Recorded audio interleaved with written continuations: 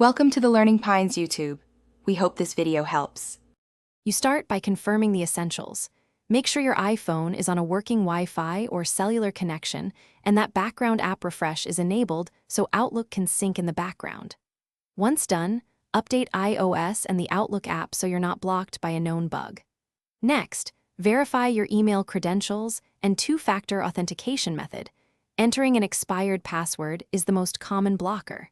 If you use Microsoft 365, make sure your account isn't locked or flagged. Now reconfigure the account. Remove the problematic account from the Outlook app and add it again, following Exchange/ActiveSync or IMAP instructions depending on your provider. When adding, double-check server names and ports. Incorrect ports stop mail flow. If the account uses two-factor authentication, generate and use an app password or approve the OAuth sign in prompt.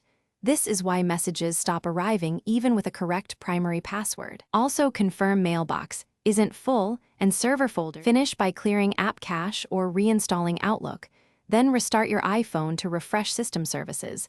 This often fixes lingering sync faults.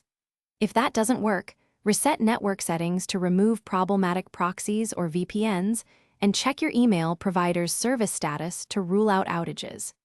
Make sure mailbox folders are synced and push/fetch settings are correct. Troubleshooting tip: enable diagnostic logging in Outlook and capture a sync log before contacting support so you can provide concrete errors and timestamps.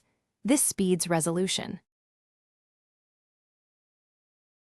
Thanks for watching. Consider subscribing if we helped you.